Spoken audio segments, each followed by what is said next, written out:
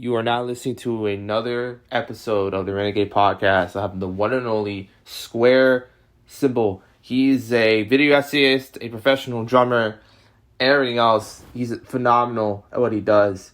In 3, 2, 1. Hello. Hello. Can you hear me? It's audio only. Okay, sweet. I don't have to use the camera. Yeah. Yeah, for sure. But how you doing? Feeling good. Right. A little tired. It's annoying because I just moved into a new space, so I have no idea where the other half of my equipment is. Okay. So I'm always like, oh no, what? Okay. Where is everything? Okay. But I'm feeling good. Yeah, good. All right. First question is that what was the inspiration behind your channel name and logo? What was the inspiration? I was thinking of something, namely because I had been drumming and pretty active and doing some tour things. And then once COVID had hit, or a little bit after that, I just kind of needed a project or something. Yeah. Following around that same time, we did a shoot with this really dope photographer. I think her name was Deschanel. Okay.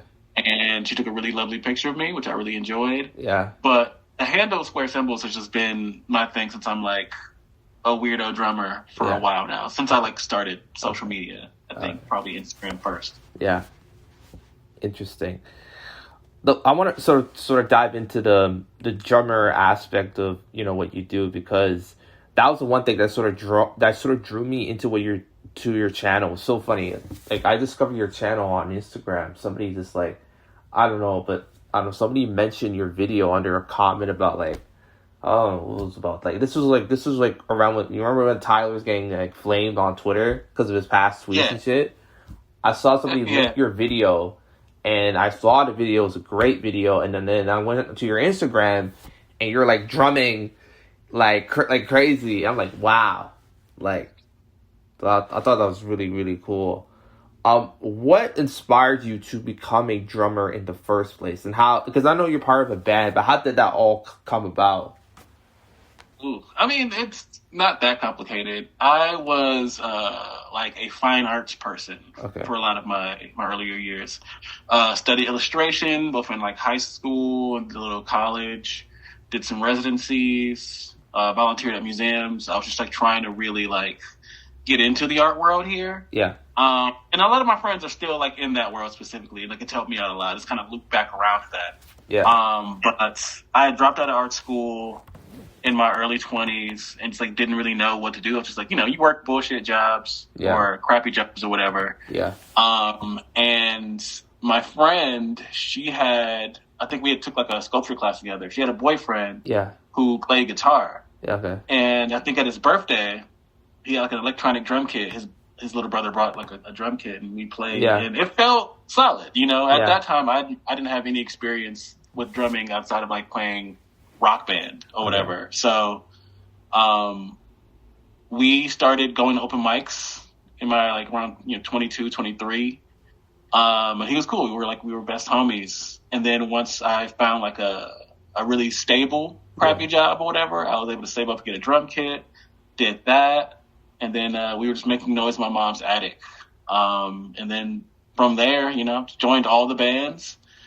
And then eventually, found a group of people who were really attempting to make something a little bit greater and something more cohesive. Yeah. And as soon as I joined that group, I think 6 or 7 months after that, we were already going on tour and heading to different cities. Oh wow! So it's been kind of nonstop with that ever since. Wow. But yeah, that's how I started drumming. And then once the pandemic hit, I was kind of locked up, so I used that time to kind of get better at it. And by covering songs, I was learning new things on drums and kind of cementing a sound. Yeah. And I was able to shape more of where my band was going. Write better songs and be a better composer because of that. Yeah. And then I also got into video editing from that, because I had to learn how to edit my own videos, mix audio, and all that other kind of stuff. Yeah. So it kind of started the whole production rabbit hole. Yeah. Wow, that's a great answer, man. Thanks. What would you say to somebody who hasn't listened to your band? Like, what's the type of music? Is it alternative? Is it like, well, what is it? Like, what sort of like soundscape you guys are trying to accomplish?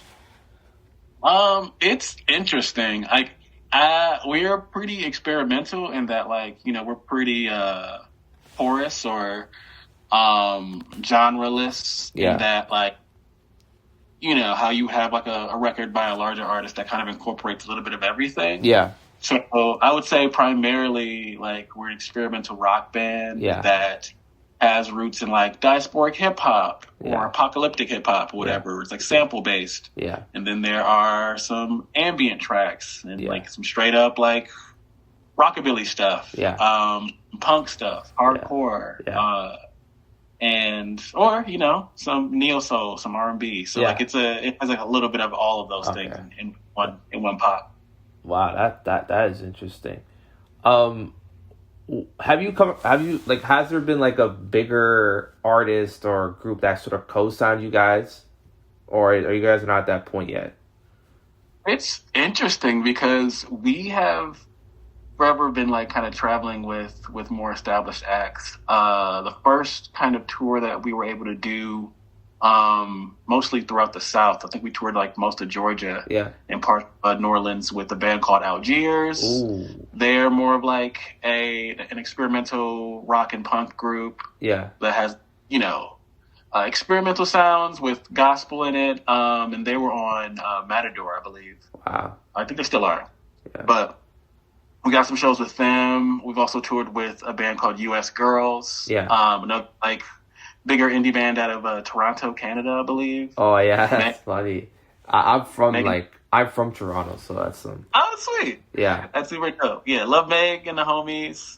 Love Frankie, and Ryan, and Lee and Matt, the dudes from Algiers, and all of them. We also have done backing band gigs with Lonnie Holly, who is a pretty big, both like sculpture and fine artist here in the States. Yeah. He does experimental work where we just like go and get on stage with him and just, you know, basically freestyle the whole thing, where we like wrote songs on the spot. Yeah. And he was kind enough to take us to Australia with him, and we did like a festival. Wow. That was headlined by like Solange Knowles and some other like artists. Cool.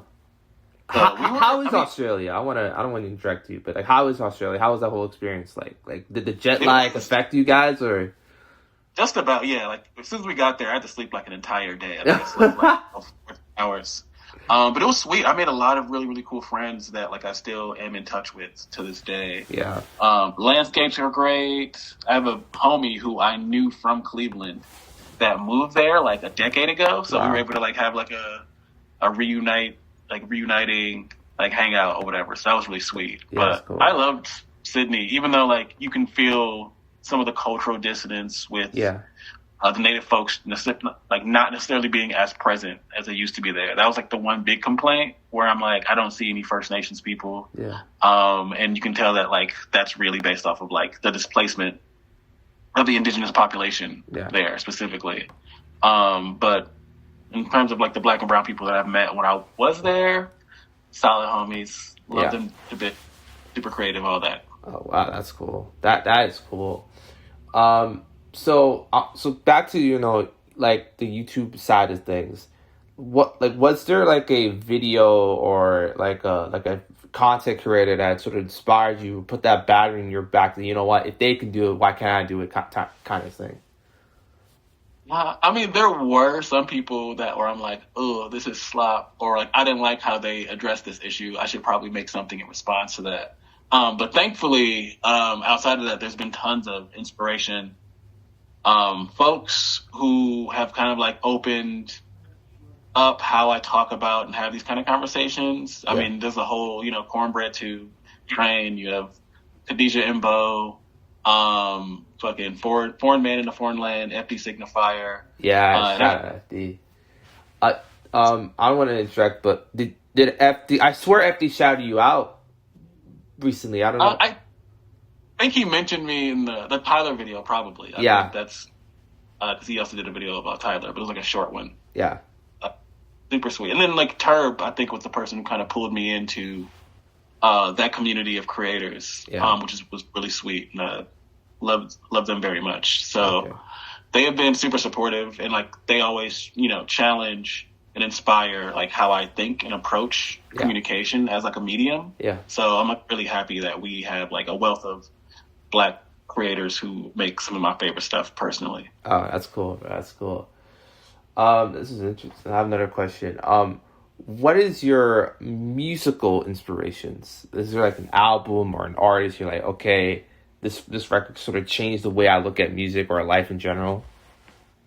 Ooh, so many. I mean, I was a punk kid turned metalhead turned like jazz homie or whatever. I don't know. Yeah. But in terms of albums, In a Silent Way by Miles Davis was probably my first, like, this kind of expanded what I thought my favorite record could be. Great album.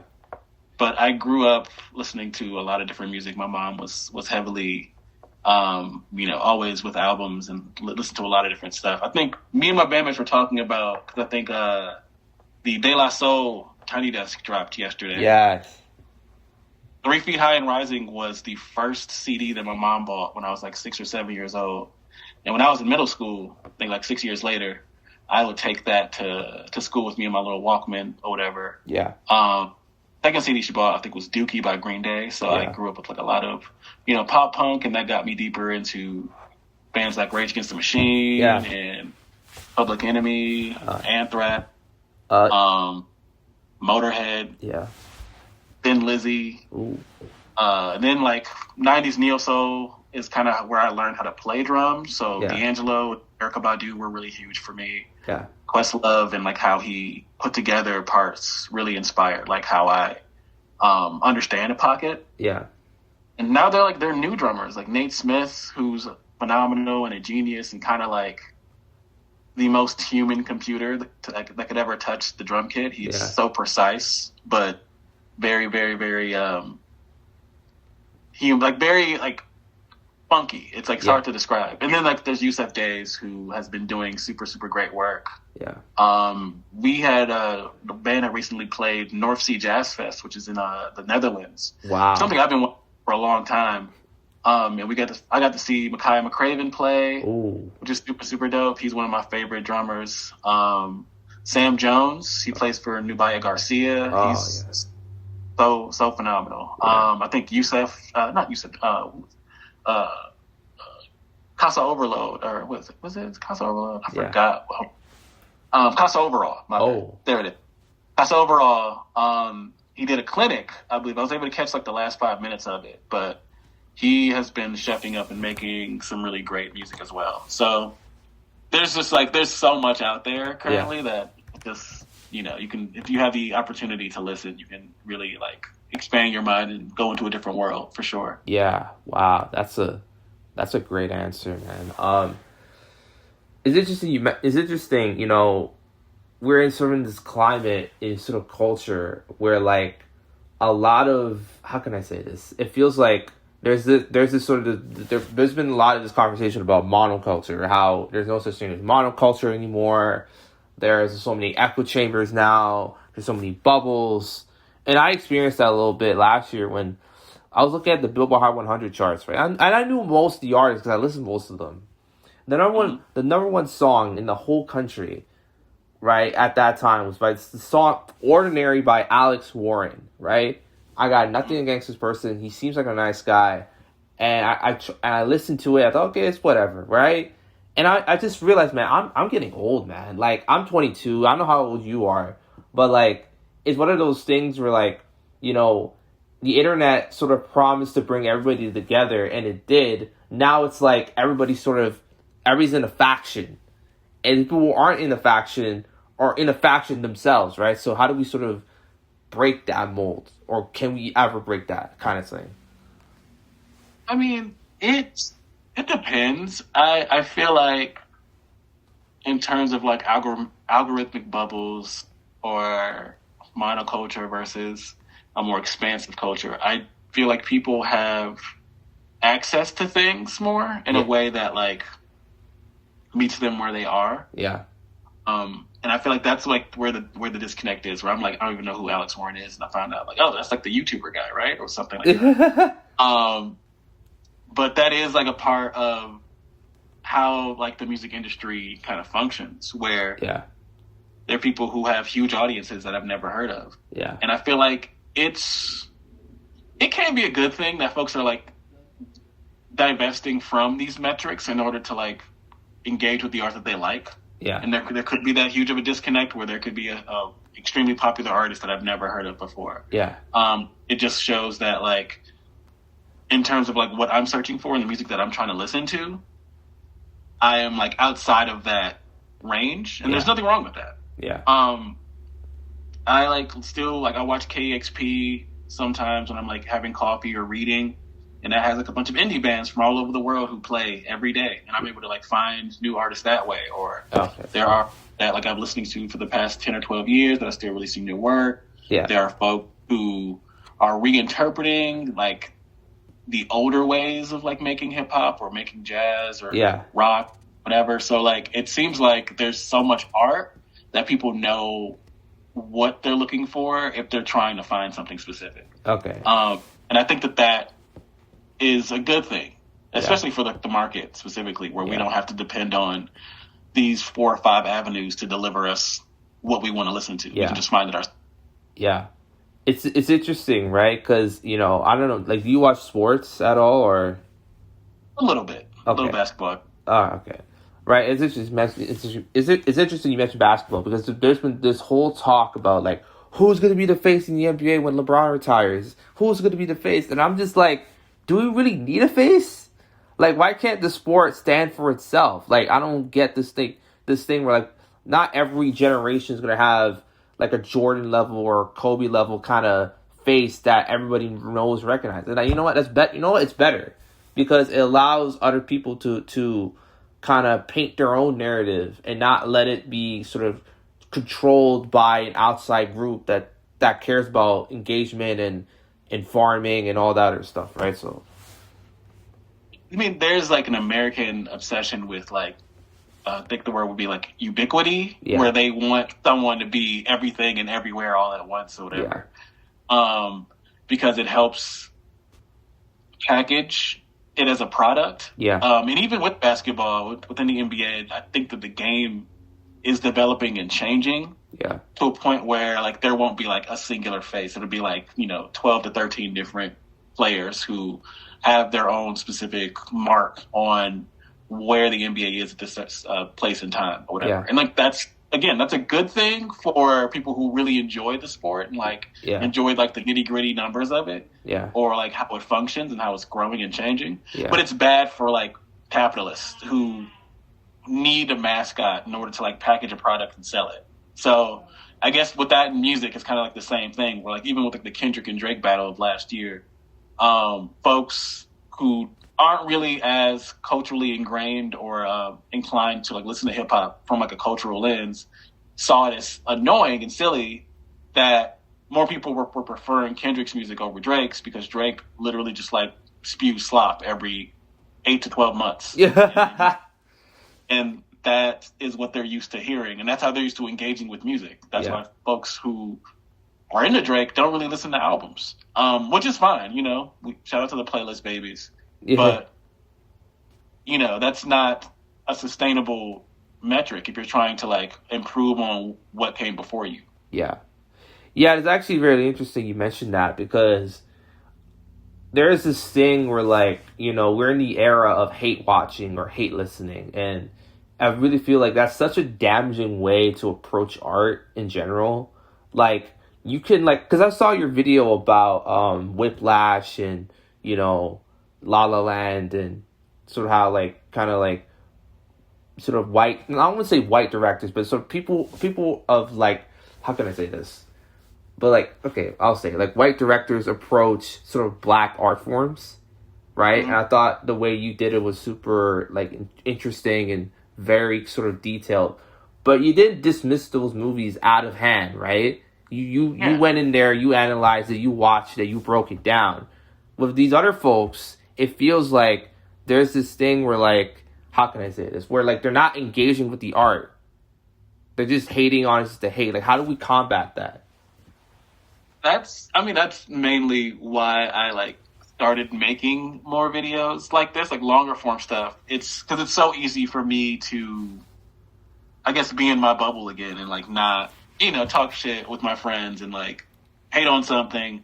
But like having to go through and articulate my thoughts around it and like combine it with the text that I've been reading or whatever book that I've been like trying to parse out or get my feelings out. Yeah. I feel like it's more satisfying to, at the very least, culturally look at art and extrapolate why something doesn't mesh or feel good. Yeah. Because in that way, you can have a broader conversation about like socially what's happening. Why are people appealed? And like, why is this appealing to somebody? Or how does this mirror how Hollywood functions? And how does that deal with and interact with race, culture, community extraction, all of these things? There are more interesting conversations to be had, rather than like, me trying to make videos that are just, me crapping on something, which I can just do with my friends while we eat ice cream. Like, let me just take my friend out to eat ice cream, spill some tea, and then go back home and not think about something twice. So I do know from how folks engage with art on the internet is that there is kind of a crisis with people not knowing how to express themselves. Yeah. And not having the vocabulary or the, literacy skills to kind of go into something with more depth and intention. So I guess it's just like, what and how can I meet people where they are with those gaps and kind of expand the conversation? Wow, that's a great answer.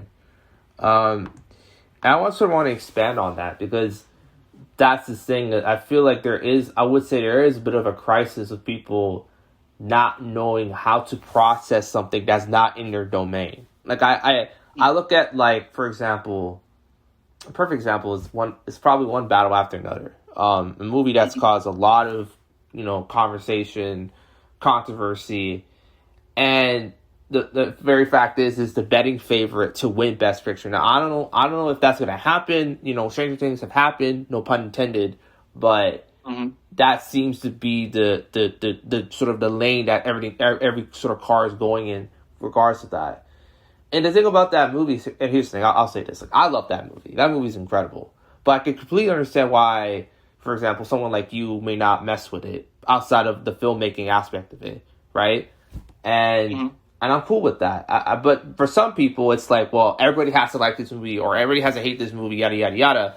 And I'm like, no, like, art is not a math equation. It is subjective. It is universal. People are going to have different opinions about it. It's going to affect somebody differently. I mean, an album that I really loved a couple years ago was Schoolboy Q's his last album before Blue Lips. Forgot the name. Oh, that was I had Num Num Juice on it. Crash Talk. I love that album. I think to me it's his best album, but I can see why people may not mess with it because it's too commercial sounding. It's all these other things, and I'm like, I just think, you're doing a disservice to art in general when you just dismiss it just because it's not in a perfect kind of box for you to look at it.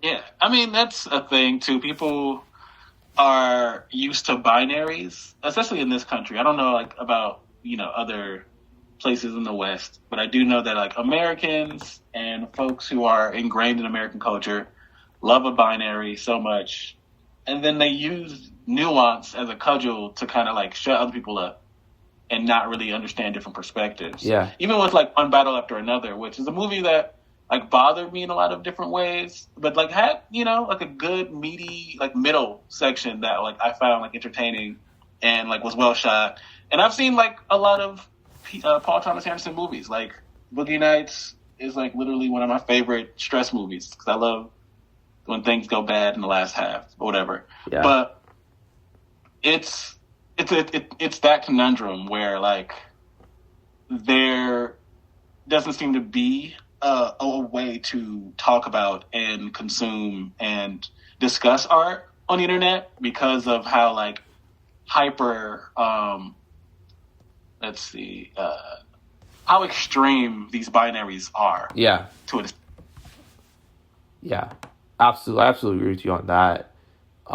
There is this thing where, like, it's interesting you mentioned binaries, because I really think that also could apply to how people look at sexual orientation. How, look how like any conversation goes when somebody talks with some like LGBTQ, individuals in a movie or in a TV show in a major role or in a movie in general, right? And there's this, like it always ends up in a discourse void, where it feels like people just miss the point with that, where instead of just celebrating the fact that, there's more opportunities for those sort of individuals to get roles in Hollywood, historically that Hollywood and other major industries sort of look down on people or even mock them, right? It's turning to like, why are they getting in the first place? And I just really feel like because people meme about like CIA narrative, all that stuff on Twitter, but low key, like, I don't know, man. Like, it really feels like there's sort of third party groups are sort of profiting off of people's anger. I mean, I think we are in the age where, like, it is a post conversation or engagement meta, where like it's all about just getting someone's like glued in or locked into content, so to speak. So folks use that hyper emotional or that like supercharged opinion culture to get engagement, because it's the only way that will make people stay on whatever video or article, whatever they're writing or putting out there. Yeah. And that's sad, because it makes every conversation so, I guess, like, what is the word? Myopic. Yes. Like it keeps you kind of in a box. Yeah. But with that, when it comes to like trans and queer visibility on the screen, there is like an equitable a gap within the equity experience, like within who's writing these films and movies and TV shows, who has access to be able to star in them, who's working on whether or not that person mistreated its cast members or whatever. And like these studios are trying to consolidate each other and all become like one big giant monster so that people can have less rights.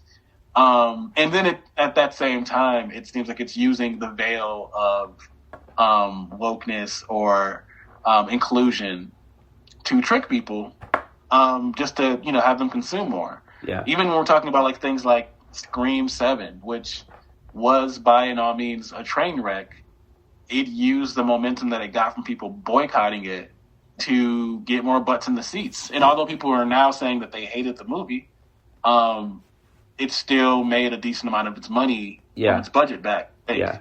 So it's like we're like in the ragebait meta, where like everything has to be like hyper inflammatory. Yeah. And it doesn't matter if it adds something to the conversation or if it's like true or if it's completely AI generated. Yeah. It's all about like just getting somebody to, lock on to it for a couple minutes. Yeah. And I think that's the problem, where we feel like we can't really talk to each other anymore because everything's already so inflammatory. Yeah.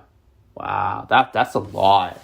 That's a lot you just said, and it's all true. I mean, it's so funny because an interview I've been watching a lot recently. Denzel Washington did this interview with BBC. This is when he was like promoting like, I think, Fences or something like that.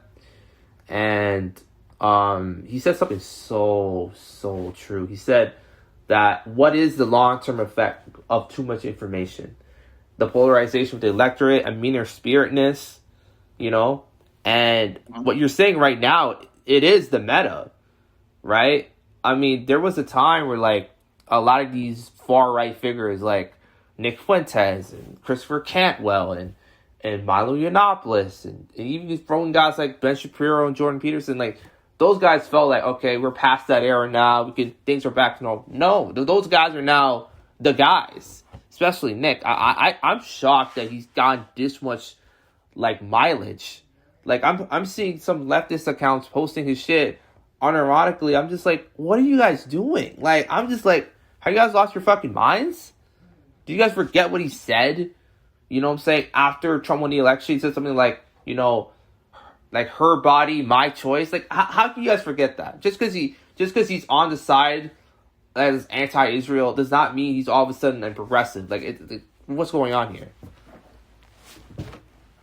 Oh yeah, I mean that's to be expected. I feel like folks haven't really interrogated like their politic in a way in which they're consistent.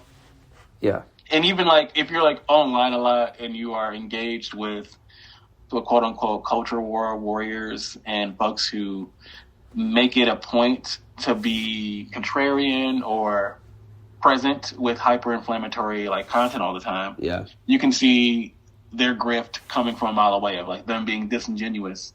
But like a lot of the average person just like isn't really as dialed in to who's making what.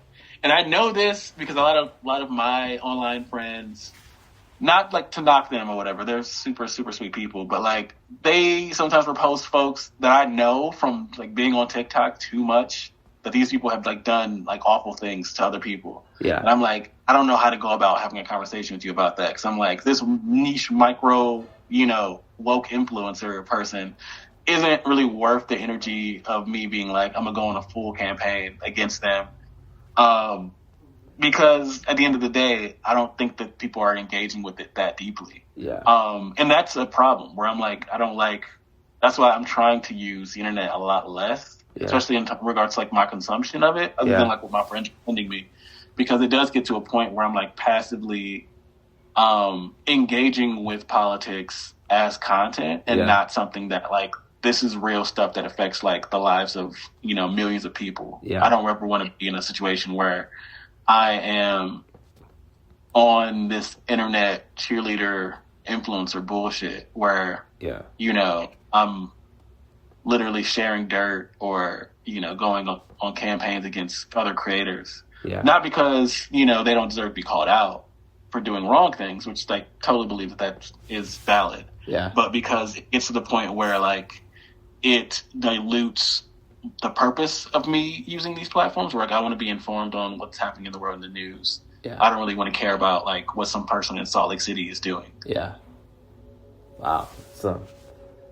Speaking of the news, you know, with the recent, you know, USA and, you know, Israel, they're bombing Iran, and now that's sort of turned into, you know, there's missiles flying over Dubai, and some of them are landing in Lebanon. I'm just like, it just feels like, you know, we're just replaying the same script over and over again, and yet, you know, the person who's in the power seat is a Republican, and yet a lot of those followers, for whatever reason, they don't care, right? Either because of some kind of biblical thing, which I just think is nonsense, and another thing is they just want to see the people they don't like eviscerated, which is also a massive red flag too. And I was just, you know, I was just having a conversation with someone, you know, a couple of days ago, and the person brought up, like, I think most Trump supporters are mentally ill, and I don't know if I really agree with that, but I'm sorry to think that might be something might be there. What's your view on that? I mean, based on like the last 2 years of American politics, I think America has a fascism problem. Yeah. And I feel like it's bipartisan. It is a thing where we as a people, sadly, like, have like this weird bloodthirsty streak where I'm like, yo, we love war. We're always looking for an excuse. We're always moralizing our place within the global stage while causing the most harm. America as a nation legitimately has ruined so much of the global political ecosystem. And yet it always upholds itself as the most free and democratic operator within diplomacy or whatever. Yeah. And I feel like there's just been years of that. Since I was in elementary school, we have been invading countries under false pretenses just to extract resources from them. Yeah. We have been feeding our little attack dog Israel to go and, you know, just be a complete menace in the Middle East. And now it's getting to the point where like those contradictions are catching up to us. Yeah. And you have like Iran just like attacking a bunch of U.S. bases in different countries because we've surrounded so many of our political enemies that it's gotten to the point where I'm like, or other countries are like, well, if we want to get you out of here, we just gotta have to like start taking some of these facilities out. And some places aren't afraid of mutually assured destruction because the material conditions there are already so bad. Yeah. And politically, they continue to get worse. So I guess this is just like an inevitable like consequence of, U.S. imperialism and warmongering from like the United States and Israel. Yeah. It was bound to happen at some time due to like how America lets Israel do whatever it wants to do with impunity. Yeah. And how both the Republicans and the Democrats who have been getting more and more further to the right ever since the Obama administration, or even since like the Clinton administration, they have become the new Reaganite party. And then, the Republicans are just the orangutan fascist party. So like, it's just like, it's bad. You have like, fascism with or without a suit on. That's really what our political apparatus is now. Yeah. And folks are starting to see through like the veil of civility that they operate within with the Epstein files and the, horrible treatment that American citizens are having to go through with like ICE and the police. Yeah. It's all coming to a head. Yeah. And, Americans, we don't need another election. We need a revolution. That's really all that needs to happen right now. Yeah. But the material conditions aren't there yet. So this is a part of the process. I'm just hoping that folks are safe. Civilians are not harmed, even though I know that there's going to be a lot of harm coming their way. Yeah. And I'm hoping for the best. Yeah. I don't really know what else is going to happen. Yeah. I like that last couple of words you said, because I feel like I've seen too much like pessimism online regarding these things. Like, oh, nothing's going to change. There needs to be a nuclear war. There needs to be all this stuff. And I'm just like, I don't know, man. I don't know if destroying everything in sight is going to solve anything. You know what I'm saying?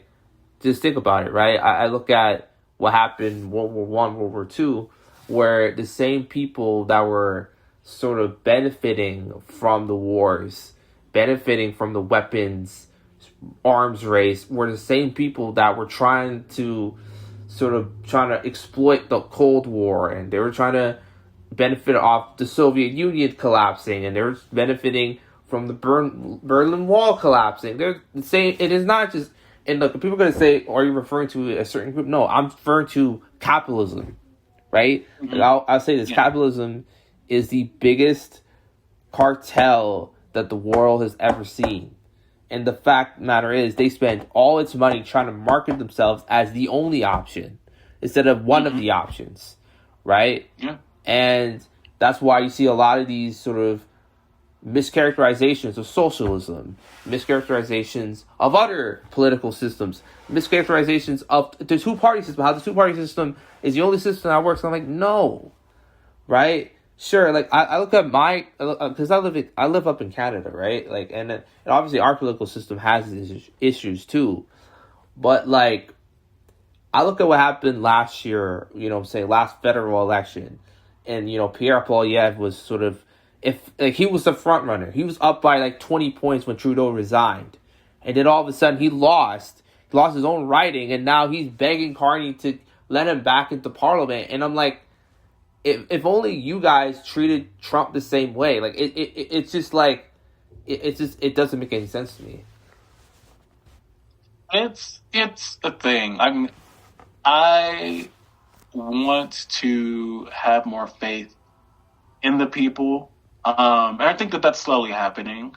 I'm not a huge Zohran Mamdani fan, but I do believe that he is like helping to kind of help folks see what's like possible with like socialism, and destigmatizing, inadvertently communism by proxy. So I do feel like those are good things. And I think that folks now that like they can't afford housing and food prices continue to go up, and their only choices within the American government is, oh, let's go to war now, or let's go to war in 3 years. They're more or less frustrated with the political system of capitalism specifically. Yeah. They just don't know it yet, and it's like up to people in the middle, people who understand what these things are, to communicate that to normies or people who aren't really as politically inclined. Yeah. And meet people where they are, while also, holding them accountable to how they show up for a community.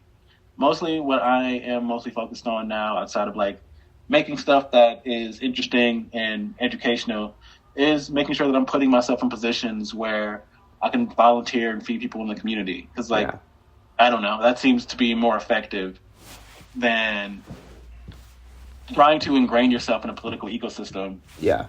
Hey, don't bite me. I'm trying to ingrain yourself in a political ecosystem that helps you get less done with more bureaucracy and red tape. Yeah, absolutely agree with you on that. Another question I have for you is, how long does it take to make a video? Like, is it a couple hours? Is it a couple days? What's the time range? I'm bad at it. I mean, like, I'm getting better at, like, understanding my thoughts. And on average, my stuff is between, like, a half hour or, like, 50 minutes to an hour.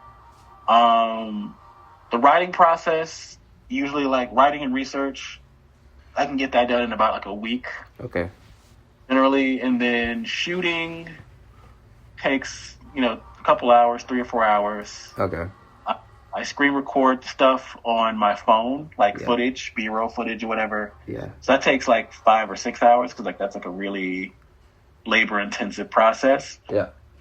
And editing, maybe like 2 or 3 days. I usually have to make another edit for YouTube specifically, because like stuff gets flat all the time. Yeah.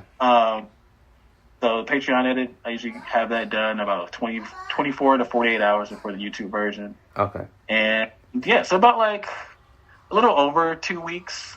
I have like a working metric of like 20 days. I try to upload every 20 days. Okay. And that seems to be working in terms of like getting some momentum on the channel. Wow, that's cool. That is interesting for sure.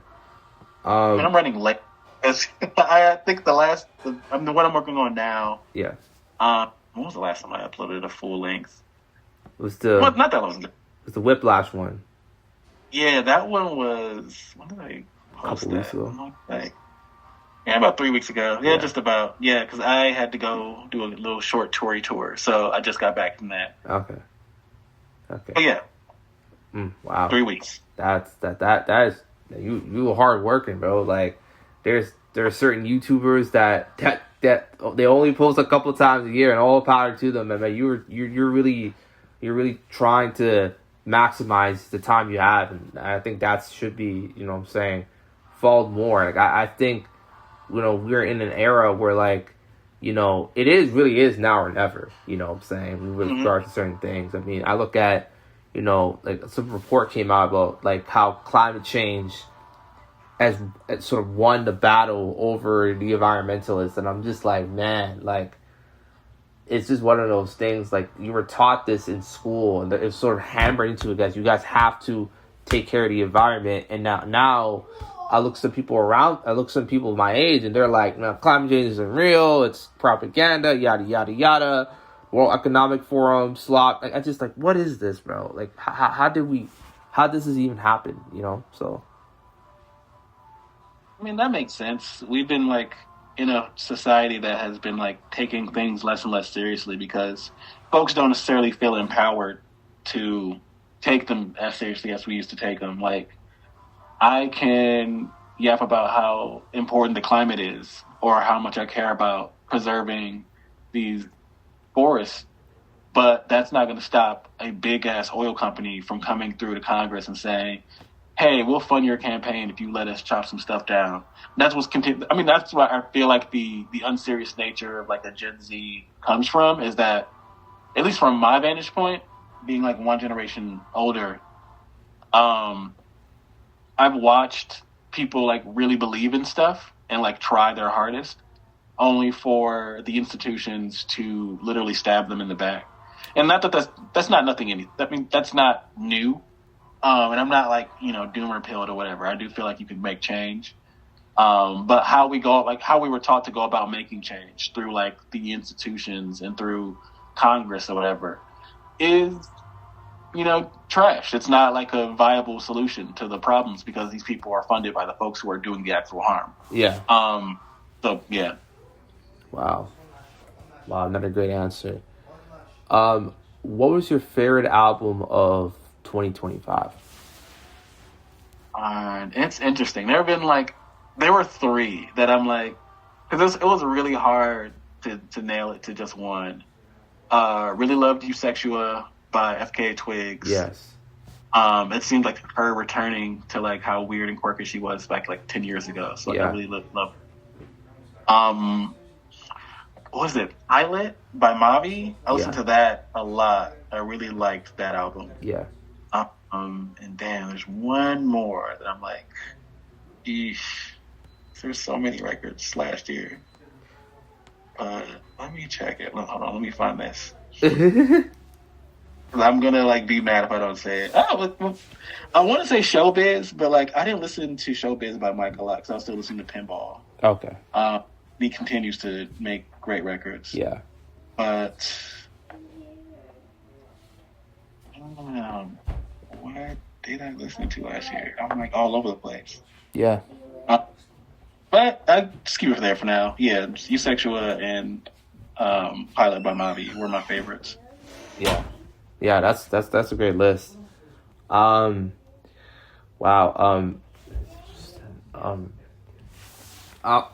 So obviously, if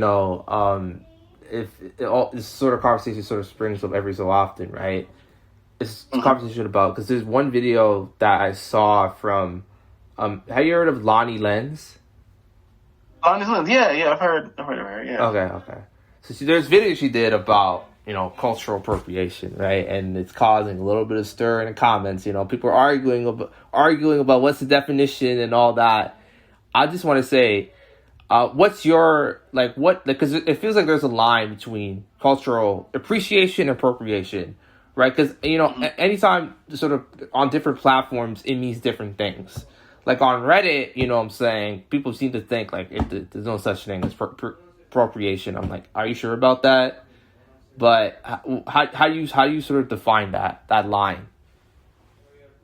I guess the line has to encompass where the appreciation is happening and where the appropriation is happening. Now that sounds vague, but like cultural appreciation could be actually opening doors to folks that are inspiring you and making them a part of the process of the art making process or whatever. Okay.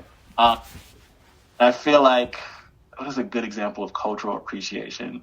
I would say even like, I'm not a huge fan of this album, but like Beyonce's record, Cowboy Carter. Yeah. I have like how the imagery was structured, but she at the very least used that space to both bring in folks from like the country contingency. Willie Nelson's on that record. Miley Cyrus, Dolly Parton's on that record. Yeah. Linda Martell's on that record. And then she brought in other black country singers to sing. Yeah. So there is like an overarching conversation and an appreciation for the art form, even though it's not like purely a country record. There are other genres on that album. Yeah. So I feel like that's more cultural appreciation. Yeah. Where it broadens the conversation. Like, here are people who are represented in this art form. Here are people who are huge names within this art form, and let's have them interact with each other. Yeah. Here are the unsung heroes and all that. Yeah. And then appropriation is it's pretty easy to nail down when you have like a good example would be like the K-pop industry specifically, where even to this day there's like huge groups that fall under the K-pop umbrella. I'm like, Cat's Eye would probably enter that conversation, right? Yeah. And now they're like the fan base is like loosely beefing with an ex-black member of the group, whoever who's kicked out or whatever. And like, I know that's like a complex story, but K-pop has a history of both like agitating its original inspiration, because it's literally just R&B but with non-black people usually. Yeah. It's agitating its original base Yeah. of inspiration by either like saying the N-word in songs or appropriating black hairstyles without like crediting where they got that stuff from. Yeah. And then the fan bases would go fight for them to do that because they are such heavy consumers of that kind of art. Yeah. And they don't really care about the cultural context of it. They don't care about like where they got it from. Yeah. They just care that they like this person doing that now and they can do whatever they want with it. And that seems to be appropriative because it doesn't really draw from the culture. It more like extracts from it. It takes what it wants from it and then, doesn't really give back to the conversation, to the community. Yeah. Doesn't really provide more opportunities for the folks who originally created those art forms. Like all that other stuff. All the stuff that Beyonce was able to do with like one album, even though, she's Beyonce. It's like, I'm not trying to glaze Beyonce, but like at the very least, you can be more intentional with how you do art. Yeah. It's interesting. I absolutely agree with what you're saying, and it's so interesting, right? Because like during the video, she was sort of like, it was sort of like she mentioned this essay that she saw on Substack about if Bob Dylan was black, he would be working at McDonald's, and obviously that title is provocative, right? It's you know what I'm saying. It's also a really interesting conversation because you could also do the flip side, like because I'm a big do you watch soccer? Not a lot, but I've seen some games. Okay, so you must have heard of, like Ronaldo, Messi, like. Yeah, okay. Yeah, I've heard of it. It's so interesting, right? Because I see there's a lot of I know you pay attention to it, to the sport than me, but there's a lot of anti-blackness in soccer, in the way it's discussed, in the way about certain players. I look at someone like Vinicius. I don't know if you heard of him, but he plays for Real Madrid. He's a left winger. You know what I'm saying? He's dark-skinned Brazilian, and anytime that he scores, anytime he plays in an opposing team's stadium, there's always racist rants, there's banana peels, it's the stupidity, right? And it's just it kind of brings a conversation of like, what I'm saying, where like if Messi was black, right? I'm not saying he wouldn't. I still think he still would have been as good as he is, but I'm thinking with the social economic aspect of the sport, where what I'm saying, there's certain people that are just as talented as the top people in the world, but they didn't have the opportunity or they were discouraged, right? Because the community that they're in would sort of kind of dehumanize them because of their skin color or their status, right? So I'm saying, so it brings a very sort of interesting conversation, right? Oh yeah, and like that's not anything new to sports specifically. Like it's like I remember that being a conversation with football and how folks describe like how black quarterbacks operate and how white quarterbacks operate, or even like white basketball players versus black basketball players. They go, when someone is makes a good play, they'll draw that back to how like darker skinned black folks are like naturally more athletic. But when a white player does the same thing, they're like, it's like a really intellectual or smart way to approach the game. And like that framing has always kind of like made me uncomfortable with like sports as a communal experience. Yeah. Because it always does like draw on like loosely eugenicsy talking points, and then like there are always like weird racial dynamics with the black and brown player base. Yeah. Typically with the NFL and the NBA.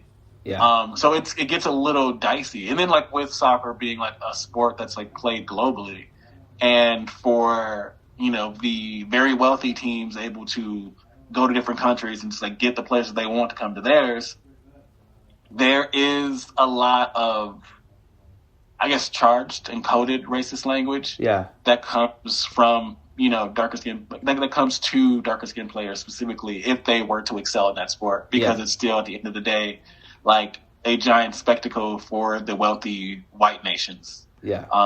But that's a whole different conversation. Yeah. Interesting. Have you ever scrapped a video?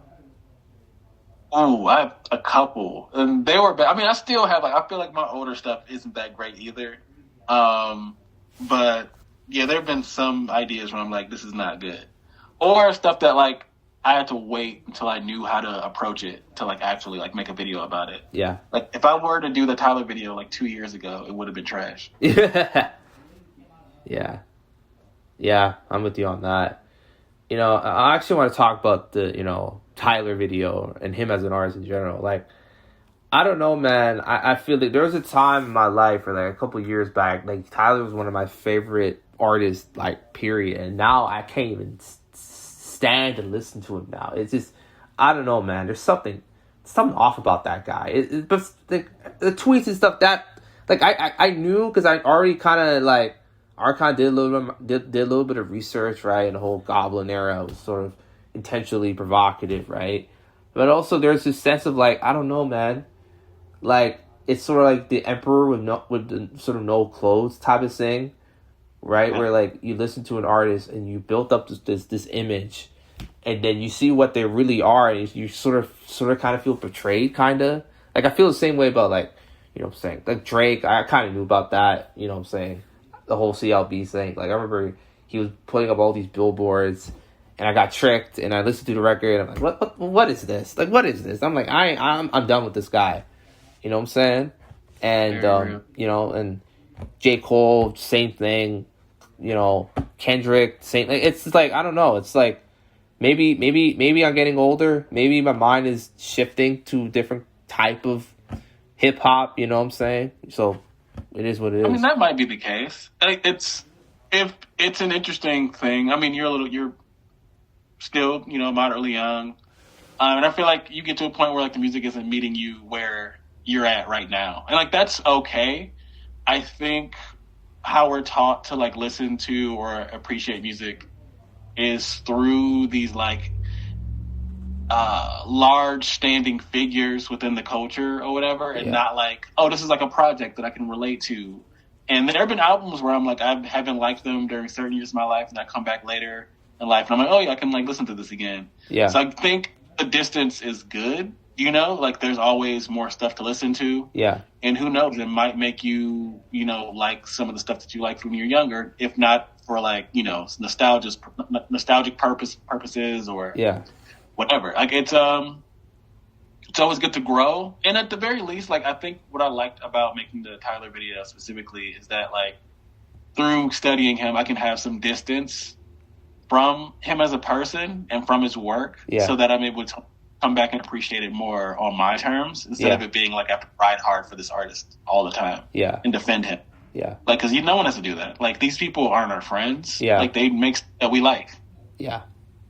Yeah, that's a great point. I mean, like, I look at someone else. I always bring her name up, but like, I look at somebody like, like I don't know, how can I say this?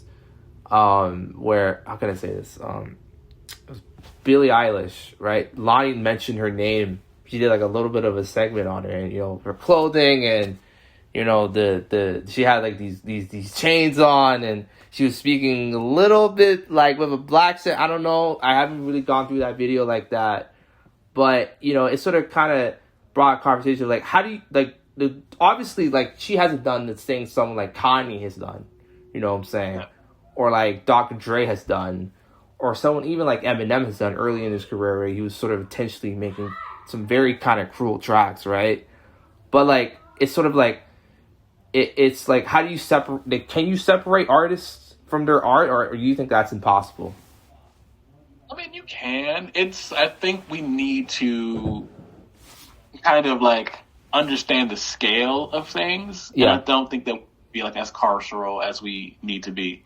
Because like a lot of times, like the things are, by and large, that deep. Like there are huge problems with entertainers and the entertainment industry, both extracting our attention from us to lull us into a sense of like being copacetic with things that are not okay. Yeah. But at the same time, like some artists or people, like as actual people, are just kind of cringe. Yeah. And if they aren't like actively harming other people, then it probably isn't that big of a deal. Yeah. So there is like a scale or whatever where I'm like, if something someone does makes you uncomfortable, then you don't have to listen to their shit at all. Like, that's point blank. And everyone has to like go on that journey for themselves, because like someone's line might not be someone else's line. Yeah. And then we have to have like a baseline of like, you know, what is acceptable and what is unacceptable behavior. Like anti-blackness should be expensive. Yeah. Being derogatory or you know, slurs about disabled people. Yeah. Being anti-sex worker, being a capitalist little pig or whatever. Like those things are awful. People shouldn't do those things. Yeah, but you know, artists are people like us, so we got to stop putting them on this pedestal where they either need to like fully reflect our political reality or whatever, while also, you know, holding their feet to the fire a little bit and say that like, hey, like, where do you stand in this moment right now? Like, please just say something about like ICE or Gaza or something. Like, you know, you know, I absolutely agree with you, but I think there's also a flip side to that where, like, I look at someone like Sweeney, you know, she's been under flames. She's been getting shitted on for like a half a year, right? And, you know, most of it is diversely so. Like, you saw her in an ad that's like a dog whistle. Like, of course, people would be like, what the fuck you're doing? Like, and you're Christy, and, you know, here's the thing. I like Christy, you know what I'm saying? I like her performance in that movie a lot. And here's the thing, I don't even think she's that bad of an actress, but that's a different conversation in general. I just think it's like, you know, it's one of those things where, like, you know, because she did this interview a couple weeks back, you know, she did this sort of photo shoot, and it was very, like, Pamela Anderson, 90s sort of inspired kind of thing. And she's like, you know, I'm not political, and yada, yada, yada. And I'm like, okay, first of all, look, this is not 10 years ago. We're not in the Obama era. We're, like, saying that it's not, no one cares. You know what I'm saying? Mm-hmm.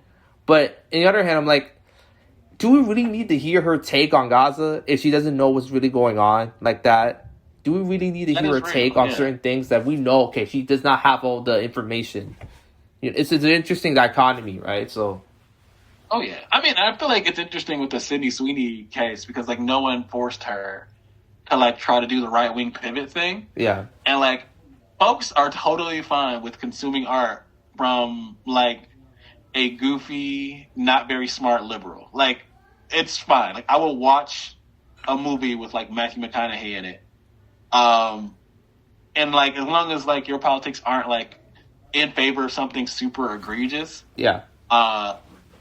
Like, you know, this right wing, like the Trump administration is outwardly. Like, I have no problem with the liberal establishment and, like, rich people all together. But to a certain point, like, it's, you know, they're just, like, playing the game within our political reality. Yeah. And at a certain point, I'm like, okay, whatever. I'm just, like, watching a movie that you starred in or whatever. Yeah. But there has to be a line where you say, like, okay, you're not going to, like, denounce white supremacy. Like, people, like, actually, like, or how that ad literally played into white supremacist eugenics. Like, that's weird. And, like, that is a level of intellectualizing white supremacy for your own personal brand that is harmful. Yeah. And she was rightfully chewed up for that because she didn't really have to do that. Like, you could have just been in a normal jeans ad. You didn't have to, like, make it about appealing to, like, far right people. Because, like, there aren't a lot of, like, I mean, it's easy to kind of posture and say that, like, America is, like, mostly, like, a torch-carrying far-right country, which, to an extent, it is. Yeah. But a lot of that power comes from the passive structural violence and not, like, the outright white people in the streets going out to get somebody type thing. Yeah. And it depends on that passive structural violence to perpetuate itself. Yeah. So by, like, you know, just trying to go full MAGA, just like when you're a part of, like, folks who are just like the normal liberal violent people, like, it just puts you out of step with your entire industry. Yeah. So I guess that's what happened. Yeah, but, like, that's a great point, man. That's a great point because I look at someone else, and obviously this person is a lot more liberal than, like, Sydney Sweeney, right? I look at someone like, you know, Millie Bobby Brown, and you know, I look at how she's been sort of dehumanized and character assassinated over the last, really, ever since first season of Stranger Things. Like, people say, oh, she looks too old, she needs to fire her stylist. and now she's like, oh, her face is full of fillers and yada yada yada, and they're the same people that, mind you, right, when that Megan Fox complex photo shoot came out, they were drooling on the floor, right? And we all know the stuff that she got done, and look, she has the right to get stuff done. Like, the thing is, like, I don't like this whole, like, pearl clutching over plastic surgery, right? Like I always say, the best plastic surgery is the one you don't notice. You know what I'm saying? Oh, yeah. That's just my take. I mean, it's like we also just like live in Western society by and large, like especially American society, just like hates women. Yeah. So like, plastic surgery is in a strange arena with that, where I'm like, they don't want women to have autonomy over their bodies in the first place. So the fact that a woman could do that and like change how she looks, and that people don't have control over her image, specifically like with young, you know, femme actresses and femme actors all around this whole spectrum. Yeah, they want to have like control over like how they look, and then when they don't, they like to throw little fits about it. So I'm not surprised. I do think that culturally, with body modifications and gender affirming care, folks should have access to, you know, feel the way that they want to feel in their bodies. Yeah. While there's also a broader agenda based in like white supremacy and fat phobia that kind of dictates what traits people try to attain, and that can lead more into white supremacy. So it's like, it's a complicated conversation. It is complex for sure. Would you do a video on Millie, or just her, or sort of the young actress conundrum kind of thing, or? I mean, I could. I'm trying to stick to like making movies. I mean, videos that involve like music culture and what I know and what I do. Like, I'm not huge into like the whole actor sphere, Hollywood sphere. Maybe one day, we'll see. But I'm mostly trying to run a music channel. Yeah. Keep music for now. Okay. And we'll see what happens. Okay. You know, my next question to you is, you know, Kanye, you know, I don't know if you saw, but he did this whole apology thing, and he took an ad of like the New York Times or some shit. And I remember I was reading through it, and it's so weird now, right? Like 5 years ago when Donna came out, it felt like it was cool to like Kanye again. I don't know how you felt, right? Because the whole Trump situation was still there and everything. But it felt cool to like Kanye again. I was telling people, man, I love this album. They're like, yeah, bro, I feel the same way. Now I'm like, bro, I don't even really listen to him anymore, which is crazy. Because he's literally my favorite artist ever. Right? But it's like, and, you know, he has Bully coming out in a couple weeks, and, you know, and I don't care about it. He can keep that. I don't want to listen to it. It's just like, what are we doing here, man? How do you feel about that? I mean, Kanye for me has been gone for such a long time now. Yeah. It's gone on like almost a decade where I haven't really taken him seriously as a person or as an artist, mainly because I know that he just like isn't all there anymore. Yeah. And he's so infatuated in love with, you know, capitalism and patriarchy that it's just like hard for me to like relate to him as a person. And it's something that I kind of saw coming, because I was also a huge Kanye fan from College Dropout all the way through, I think, to like, what is that record that I don't like that everyone likes? Pablo? Yeah, I'm not a Pablo head. I don't like Life of Pablo. Like, outside of like 4 or 5 songs. Because I think from Yeezus onward, he just got like so weirdly gooned out that he couldn't like write songs that felt normal or like passionate to me in like a normal way. Yeah. Like, even with like Devil in a Red Dress from New Dress. Devil in a New Dress from what record was that? Dark Twisted Fantasy? Yeah, My Beautiful Dark Twisted Fantasy. Even with that, like, it felt like he was still himself, because like it was between like him experiencing high life and like him being personally like emotionally neglected by someone he cared about. Yeah. He was able to illustrate that really well. But by the time you get to Yeezus, which is like one of my favorite Kanye records, a lot of how he expresses sexuality on that record, it just like makes me feel a little bit gross. It's just like it just feels weird, and it doesn't feel like there's like a level of humanity in which he's engaging with women. Yeah. And I think going from there, it's like it got harder and harder to like relate to him as like a writer. Yeah, he's had some moments. Like I loved Kids See Ghosts. Yeah. Project. But even some of the tracks from the Nasir, I think the Nas record he did. But you know, Nas has a bunch of problems too. But like it just like the more time went on, like it just became harder and harder for me to like actually like stick up for this dude. Yeah. And then once like the Heil Hitler stuff happened, I'm like, bro, I'm not even like Donda 1, where I'm like, I listen to Off the Grid or whatever, but some of his bars, I'm just like, this is bad. Like you aren't good at rapping anymore, and I don't know why. Maybe because like you're designing like shoes that I think that are ugly, but. It's just like I couldn't. Yeah. It got harder. It got way too hard for me to relate to him as an artist. You know what? So, what you say about Ye, I felt the same way about Kendrick, bro. Like I remember, like you know, GNX came out, and I was so over him, bro. I didn't like Drake, and now I'm like I try to listen to the record, right? And I couldn't get through it. It was like poison. I'm like what? It's just like I'm just like okay, everybody's worshiping this guy. I want out. I'm stepping outside the church, bro. Like I ain't gonna lie, like you know, it's just I don't know. I don't know, man. Something about that guy.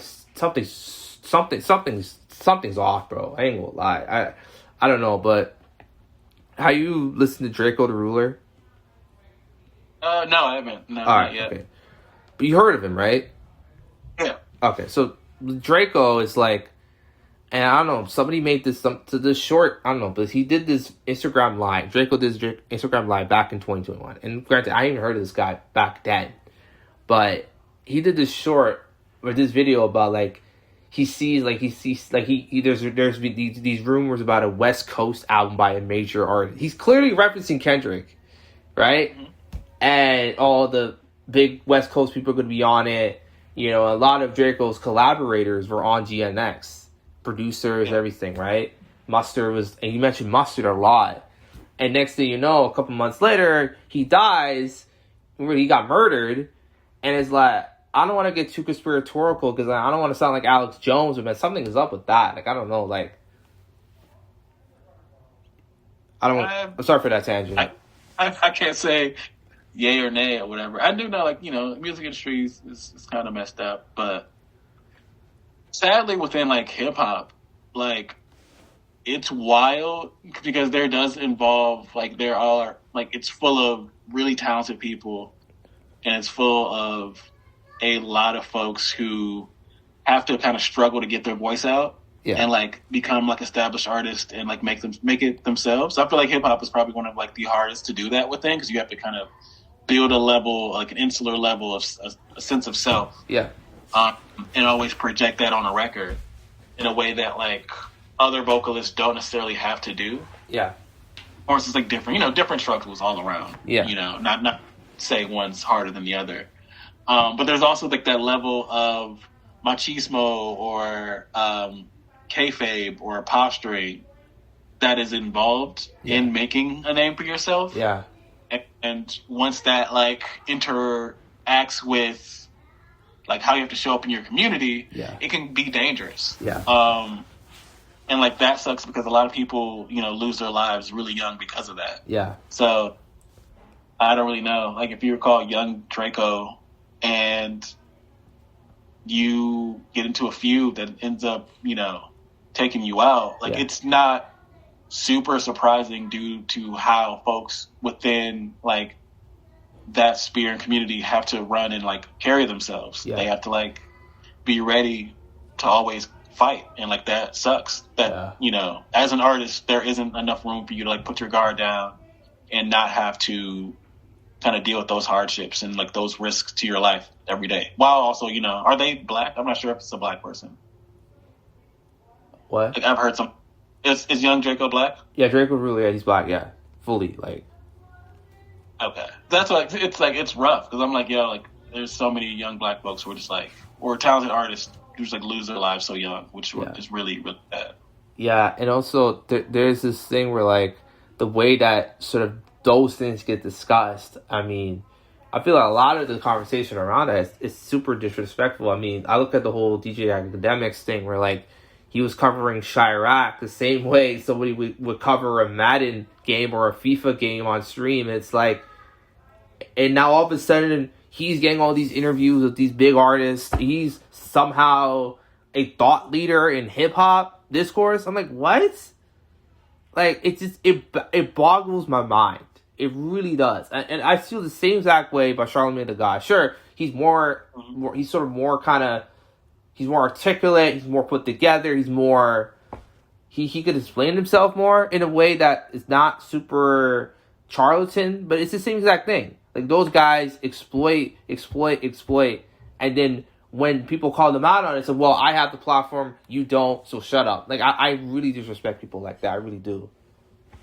I mean, that's most of the media sphere to an extent. Like, it gives them the power to shape the conversation. Yeah. They're just doing what CNN did, like, where you want to expect CNN to be like an objective news source, but, you know, they go wherever the money is, and their money comes from, you know, painting American propaganda a certain way. Yeah. I do feel like, you know, DJ Academics and Charlamagne the God kind of like came up through a very aggressive and violent anti-blackness, and that's how they built their platforms. And now that they built their platforms, they're like able to do rap industry politics. Yeah. In a way that, like, you know, I find distasteful. I've always found Charlamagne the God distasteful because I lived through his entire, like, you know, career with the Breakfast Club. And, like, I've seen how they treated black people who they didn't like, you know, in my early 20s. And, like, that made me kind of, like, you know, look at him sideways. But that's another video, man. That's another video I think that would do really well. I think. Because we don't understand how it's, you know, it's not just Charlamagne. It's Ebro, it's Rosenberg. A lot of those dudes, I feel like they were put there. I'm not trying to, again, this is going to sound like a conspiracy guy. I really feel like the people, like the executives, the venture capitalists, the conglomerates, they saw those people that were willing to sell out themselves and their own communities just to further, so I'm saying, a narrative in the public consciousness. I don't know how you feel about that, but that's how I feel about that. I mean, it's interesting. I think creator Nicholas Namiolis did a video about Charlamagne the God and Joe Budden a couple months ago. Yeah. And he kind of details, like, why he dislikes them and why he hates that they're, like, a huge part of the culture. Yeah. Now, I 100% agree with him. I'm also not a huge fan of, like, all of those, like, super macho, like, rap industry dudes anyway. Like, a lot of them are kind of talentless hacks who mostly just, like, operate off of clips and rage baiting. So, do with that what you will. Yeah. Wow. Interesting. How can I say this? What was the most recent movie you watched in theaters? Ooh, in theaters. What was the last movie I watched in theaters? What did I go see recently? Oh, what was that movie called? I had a date and we saw. Let me see if I can find it. Good Luck, Have Fun, Don't Die. Oh yeah, I heard that one's good. I gotta get to that. But yeah, it's fun. I liked it. Yeah, I had a good time watching it. I kind of called the twist at the end, but I watch too many movies, so it was easy for me to call. Okay. I'm surprised I haven't seen more Gore Verbinski movies. Yeah. But you know, he has a really good eye for large set pieces, larger than life films. Yeah. I know he did the Pirates movies. Yeah. Which I like the first couple of those. Yeah. So I liked it. Yeah. It was all right. Okay. I have nothing else to say about it. Okay. What is your favorite album of all time, or what's your top 5 albums what's your top 5 favorite albums ever? Like, no order. Damn, you're gonna dislike this. Let's see. Top 5 in order. I mean, I don't really have like an ordered. Okay. Top. You don't have to. But Herbie Hancock, Headhunters. Okay. Definitely up that album so much. Love Supreme, John Coltrane. Yes. Let's see. D-Louse in the Comatorium by the Mars Volta. Let's see. What else we got? Intervision, Stevie Wonder. Oh, yes. Banger all the way through. And let's see. Last one. What do you think? What is... Shit, this is hard. Very, very difficult. Return to Cookie Mountain, TV on the radio. Oh, yeah, that's a good one. My top 5. Oh boy. Alright, I'm gonna do it in order. 5, I'm gonna say Bored to Canada, Gio Gotti. Okay. Have you heard Bored to Canada? I have. I got into them like 4 or 5 years ago. They are really good. I was super late though. Yeah. For Daft Punk, Human After All, I think that's their best record. I know people are gonna disagree with me on there, but I just love the rock, electronic combinations. I just love that. And Human After All is probably their best song. Like, it's so addicting to listen to. 3, Gil Scott-Heron's Winter in America. I think that album, low key, might be the greatest album ever. Like, I really think Gil Scott really, like, people talk about, like, revolutionaries in music. He was a revolutionary, you know what I'm saying? And it's just crazy that he never gets mentioned today in anything, It's always the revolution will not be televised and that's it. And they don't talk about Angel Dust. They don't talk about, like his other albums, his newer records. They don't really talk about him in general. Like, why do you think that is? I mean, because he was an agitator, I think, mainly. That's probably why. Same reason why they don't teach you about Sada Shakur in schools. Yeah, absolutely. 2, Lana Del Rey's Born to Die. Oh my god, I love that album so much. I know Lana is problematic for quite a few reasons. But her music, bro, like, I don't know, man. Something about her music just hits the spot. Number 1, Yeezy's, Kanye's Yeezus. I mean, you mentioned it was one of your favorite records. For me, it was really my first real introduction to hip hop, which is weird. I remember, like, I was going through like some turmoil at school, and just personally, I was just very angry, man. I was having temper tantrums. I was, it was getting very embarrassing, actually, and I'll never forget, like, because there used to be this music site called Music Player, where you would, like, download songs that had demos of songs. It was crazy, right? And I don't know why. I just searched up Kanye, and the first song I saw was On Sight. I clicked on that song, and I immediately loved it, which is weird because that type of music, like, that was like a no-go zone. Like, I was into, like, Trap Nation and Chris Brown and Trey Songz, that kind of shit. And I heard On Sight, okay, this is something new. This is something different. And his anger at the fashion industry for not sort of embracing him, same way that hip hop did, I felt the same way about myself in a way, where I didn't fully embrace who I was. And, that album really, got me in a mode where, like, like, it made me feel different. And contrary to, like, the Born to Die record, Lana really calmed me down a lot. Like, she was my first celebrity crush too, so that sort of helped things out. But yeah, amazing. Yeah. I don't know. How can I say this? Who was your celebrity crush when you were younger? Celebrity crush. Maybe think I like both Beyonce and Usher. They were both adorable. Okay. I think outside of that, it was mostly like the other motherfuckers that were on like the Disney Channel original movies back in the day. Ski. So okay, Ray Ramone and maybe the one of the girls from Lizzie McGuire, I guess. weren't that many. I mean, not many that I could remember that I'm like, yo, I really mess with this person. I guess I was just like watching whatever. Yeah. Yeah. Are you into comic books? Kind of, sort of. I studied for a while to like eventually write comics, and I used to make some when I was younger, but not as much anymore. Okay. Interesting. Who's your favorite comic book character? I mean, I've always been a Spider-Man fan, but yeah, I also read a lot of Sonic comics growing up. Those were like my favorite early day Sonic. But let's see, favorite. I really liked, even though he's like now disgraced, the Sandman. Yes. Neil Gaiman. Yeah, I know. Book. Sad.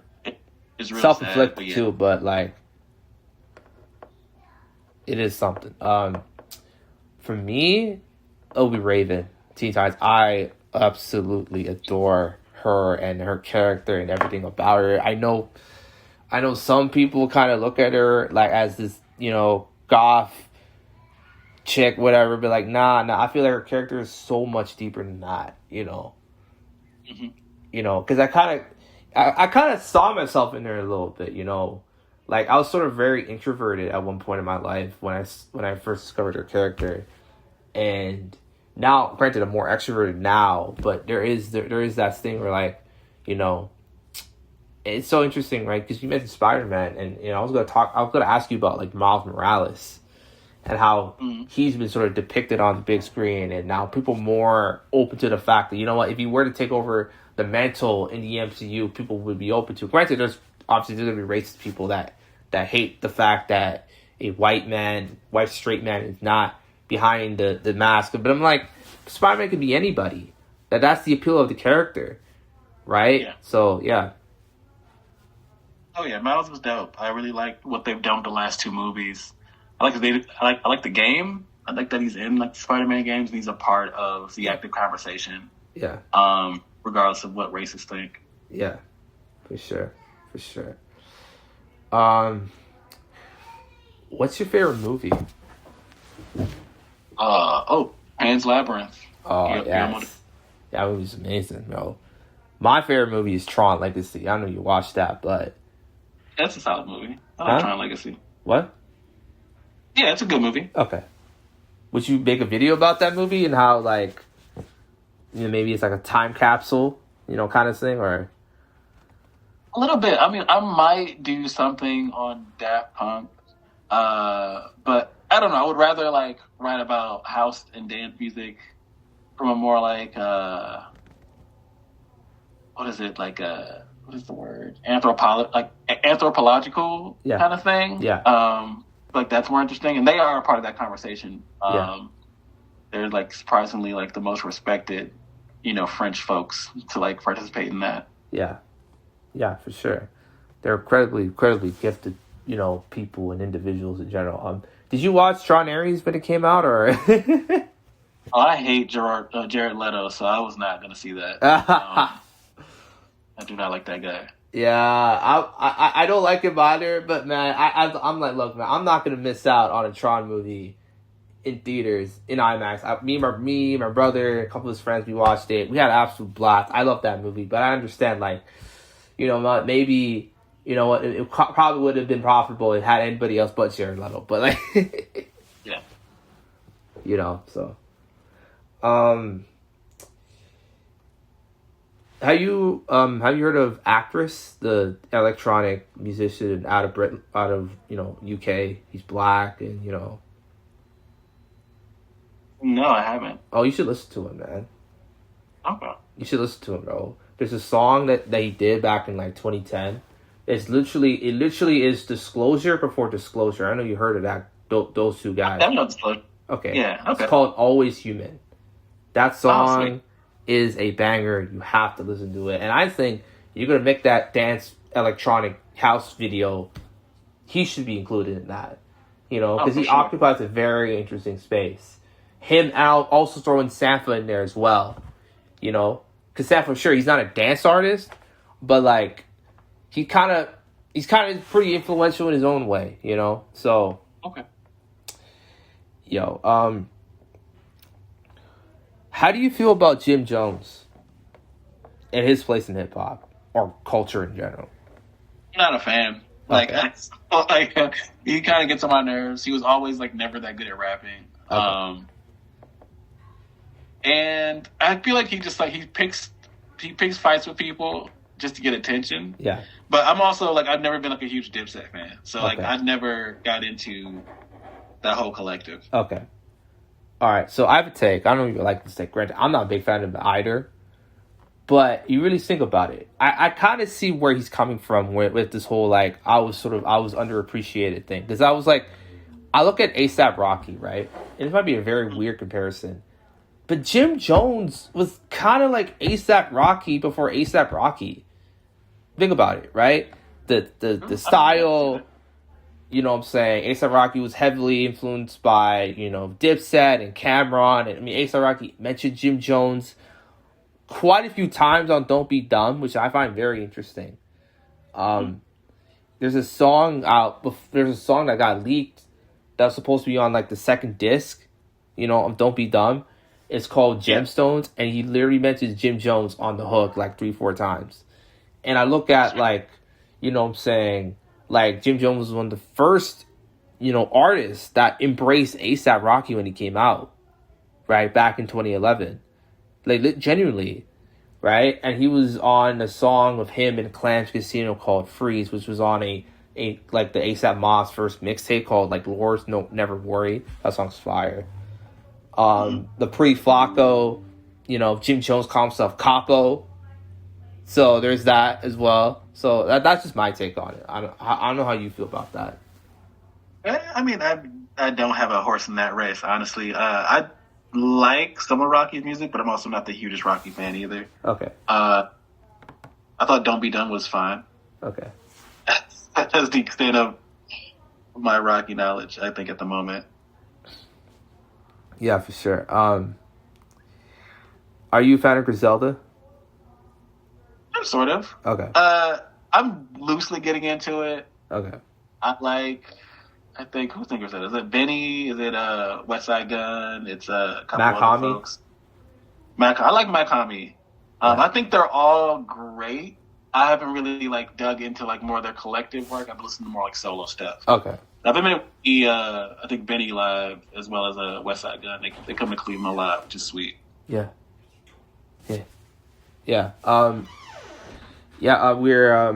We're entering the last. We're entering near the end of the interview, and I usually do this thing where like I give you like how Drink Champs there's like this Q&A thing. Yeah. All right, so I'm gonna do the same thing, except we're not drinking, and you can't say both. If you want to explain the reason why you pick your choice, you're free to do so. Okay. Okay. All right. Miles Davis or John Coltrane? Ooh, Miles Davis. Okay. A$AP Rocky or Travis Scott? A$AP Rocky, easy. Okay. Kanye or Kendrick? Kendrick. Okay. Drake or Lil Wayne? Lil Wayne. Alright, easy. okay. Nicki Minaj or Missy Elliott? Missy Elliott, all day. Okay. Billie Eilish or Lana Del Rey? Ooh. I've never listened to a Lana Del Rey record, so I'm about to say Billie Eilish. Okay. Haley Steinfeld or Amy Adams? Haley's from Sinners, right? Okay. I don't know. I like her in the Spider-Man movies, I guess. Okay. So I guess Haley. Alright, okay. Future or Young Thug? Ooh, that's hard. I more or less relate to Thug, but I gotta say Future because he's at the very least consistent. Okay. Messi or Ronaldo?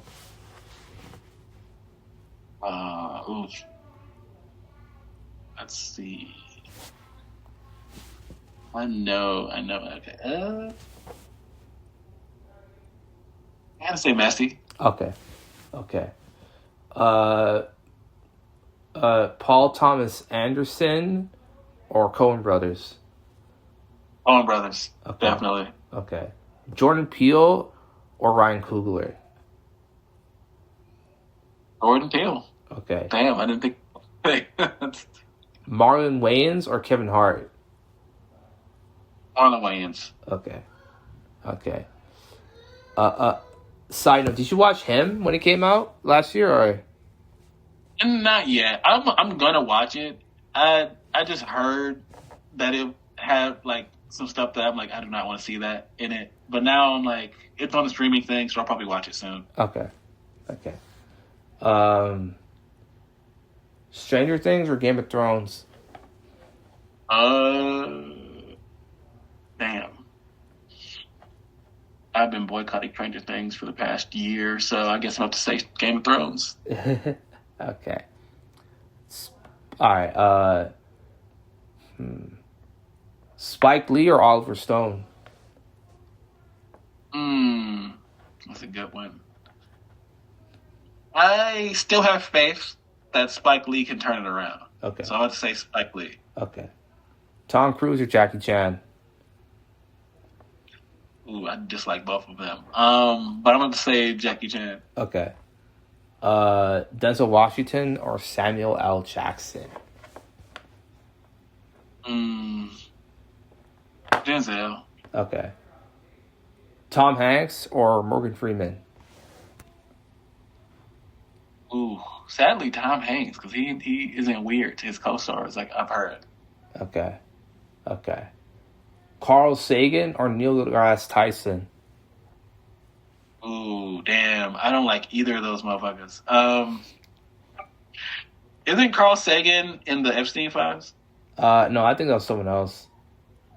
It might be. No, I'm thinking about someone else. You're right.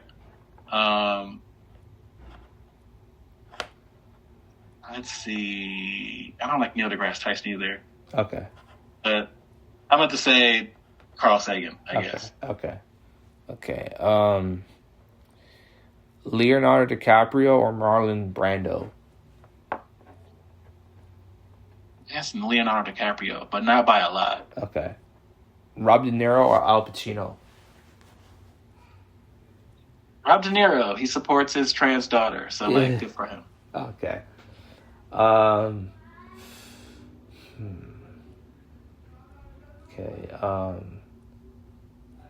SNL or In Living Color? In Living Color. Okay. It's good to be done on top. Okay. Michael Jackson or Frank Sinatra? Michael Jackson. Okay. Beyonce or Prince? Prince. Schoolboy Q or J-Rock? Schoolboy Q. Okay. SZA or Brandy? Ooh. Man. I love SZA Down, but I'm about to say Brandy. Okay. Miley Cyrus or Olivia Rodrigo? Oof. Damn. I just like both, but I'm about to say Miley Cyrus. Okay. French Montana or Jim Jones? French Montana or Jim Jones? Damn, those are the worst. I'm about to say Jim Jones. Okay. Logic or Macklemore? Macklemore. Yeah. Okay. G-Eazy or Riff Raff? Riff Raff. Okay. Real easy. Okay. AC/DC or Bon Jovi? Oh, AC/DC at least has listenable records. Okay. Sorry, John. Okay. The Velvet Underground or Metallica? Metallica. Nine Inch Nails or Nirvana? I guess Nirvana, but not by a lot. Okay. Kurt Cobain or Trent Reznor? And they both kind of suck. Trent Reznor, I guess. Okay. Chester Bennington or Marilyn Manson? Chester Bennington. Okay. One Republic or Coldplay? Oh, Coldplay, easy. Alex Clare or John Newman? I don't know who either of those people are. Okay. All right. Ray or Tough Low? Ooh, of Low, I guess. Okay. Charlie XCX or FKA Twigs? FK Twigs, easy. Okay. Who's worse, Trump or Reagan?